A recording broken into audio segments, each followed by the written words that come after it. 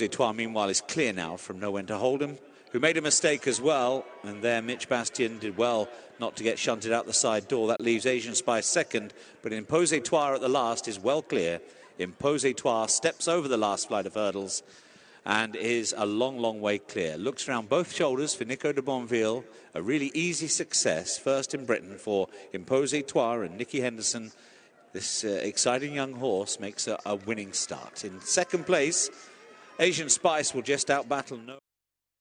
And last flight of hurdles then. 3 Max over in front. Busy Moon has taken second. Bush Tucker Park's treading water back in third. They go down towards the final flight of hurdles then. And up front, 3 Max gets over in front. Busy Moon is still closing in second. Bush Tucker Park is third. Inside the final furlong they go. 3 Max with on the inside. Busy Moon finishing off really well. 3 Max but only by a neck to Busy Moon, who's beginning to get up on the far side.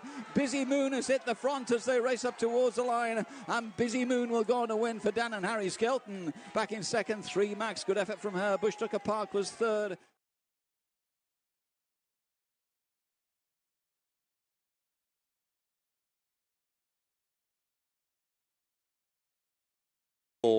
For John Joe O'Neill Jr.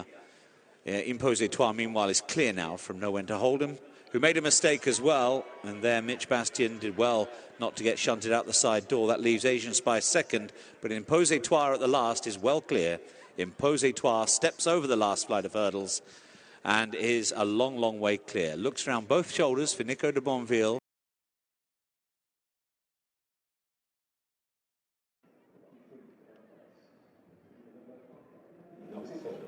2 to 9. Nico de Boinville's mount Impose Etoile, who was second here earlier in the year. Chestnut Pete's second favourite over Busy Moon. I suppose, you know, Chestnut Pete beat... we'll come back to it in a moment, but I suppose Chestnut Pete's rated a bit higher than the ones that Busy Moon beat.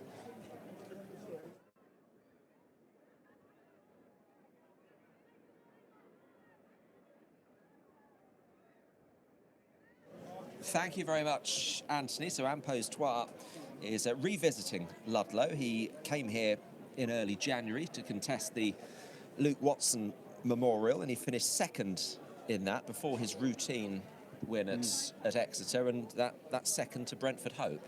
Yeah, and he was very well back last time, wasn't he, to beat Brentford Hope, and you know, he travelled up outside Brentford Hope and looked very dangerous turning for home. But I think, as we said on Extra, you know, in a foot race, there was only ever going to be one winner, really, and I thought Paul O'Brien rode a beautifully judged race that day on Brentford Hope, and just had too much pace and too much speed in the closing stages for Impose Etoile, who, you know, 2 mile round Huntington would probably be on the sharp side for him, even with a bit of dig in the ground.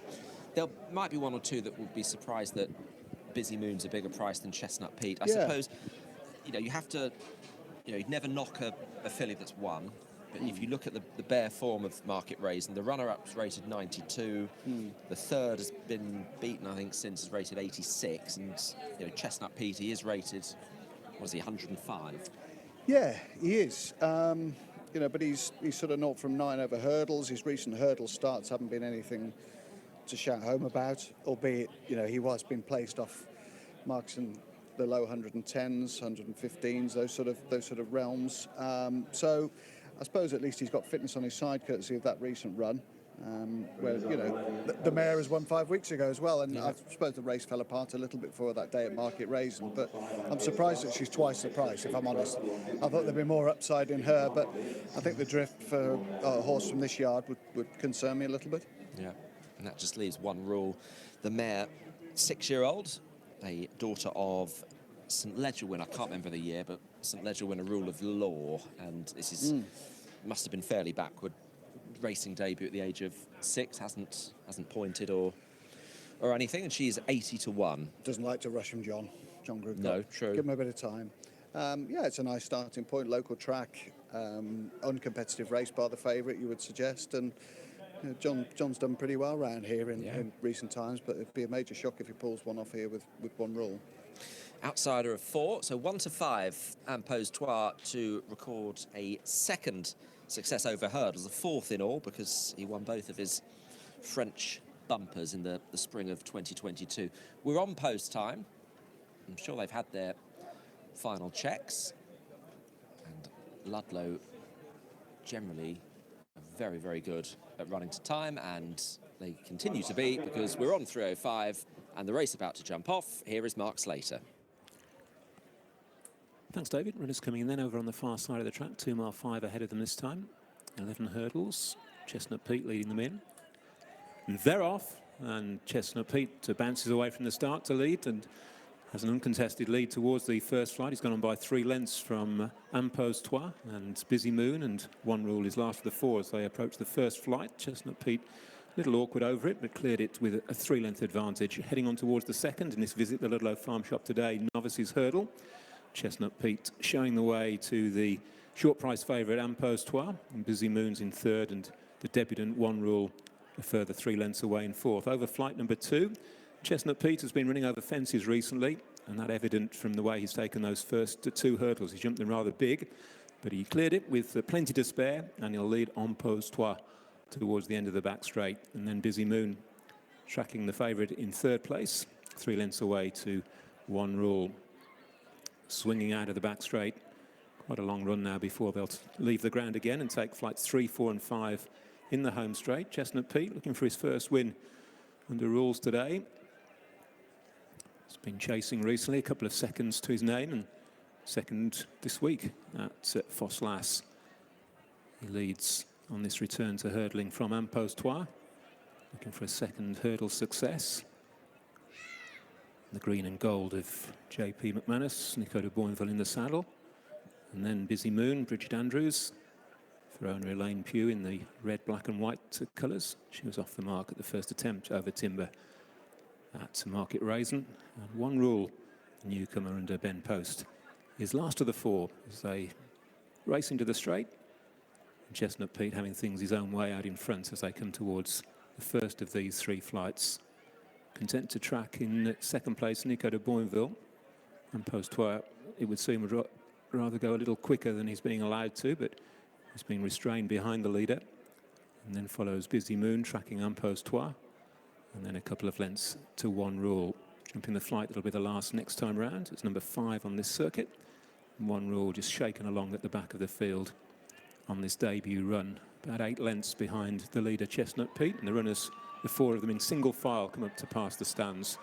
With Chestnut Pete setting the fractions, Sam Twiston-Davies looking for a quick double on the card, leads 2 lengths ahead of Impose-Toi and Nico de Boinville, and then a couple more to Busy Moon, Bridget Andrews, and a similar gap again to One Rule and Ben Post as they come to the flight on the turn out towards the far side. This is number 6 of the 11.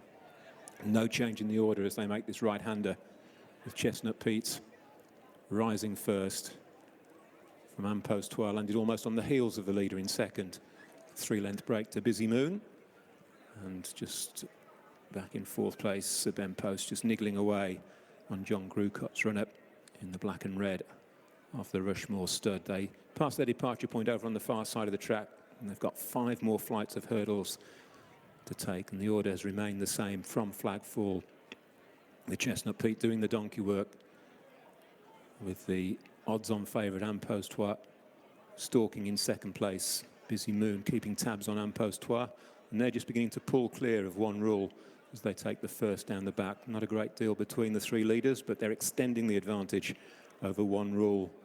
Is dropping away in fourth place. They go towards 4 from home, barely 2 lengths covering the front 3 as they approach it. Chestnut Pete, Impose-Toi, and on their heels Busy Moon.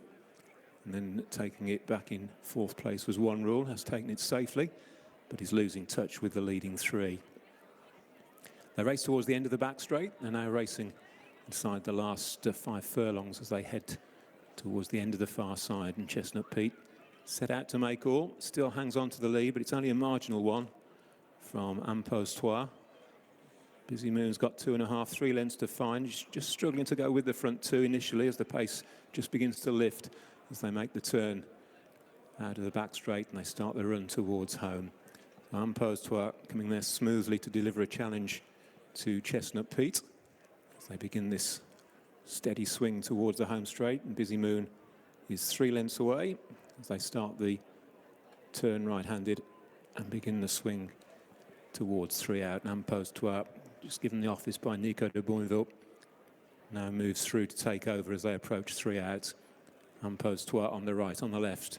Chestnut Pete, Impose-Toi cleared it safely and leads by 3 as they head towards the second from home. Chestnut Pete's in second place. Busy Moon hasn't been able to go with the front 2. And they race towards the final flight with Impose-Toi coming towards it, pops over it safely. Chestnut Pete is in second place. Nico de Boinville has a look over his shoulder, see there's no danger behind. Chestnut Pete in second, Busy Moon in third place. One rule was pulled up before coming into the straight, and a facile success for Impose-Toi, back to winning ways here, and has won with any amount in hand to land the odds. Chestnut Pete was second, and Busy Moon was third. Doesn't get much easier than that. Impose-Toi justifies a cramped odds of 1-5 to win his 4th race for Nicky Henderson at Nico de Boinville and in the colours of JP McManus. He had a penalty to carry, but a £7 penalty is just the tip of the iceberg in terms of what he had in hand over today's 3 opponents. Yeah, absolutely. Capital R for routine, really, wasn't it? I don't think Nico arrived many easier winners this year. Well, perhaps this horse Exeter at 1-7 was on a par, probably. But, yeah, it looks a nice type to go chasing with next year. Obviously handles good ground really well, like a lot of the 7 Barrows inmates. And, as I say, he stretched away for a very routine victory there. Chestnut Pete, full marks for giving it a go from the front. He tried his best, and it's the third time he's come second. Yeah, he deserves to win something somewhere. Yeah. He's had 3 seconds in his last 4. I think the market told you that the likely finishing order in that race, didn't it, really? And they probably have finished in betting order. So it was a sound enough effort from him. You know, they might be able to find easier tasks somewhere along the line in a handicap somewhere. Certainly over hurdles, he's taken to it okay today. It's officially rated 118. I can't imagine that's going to be adjusted as a result of that facile victory, as Mark Slater described it. Nico de Boinville moves on to 4 winners for the new season, and he has won, as expected, Anthony, on Impose-Toi.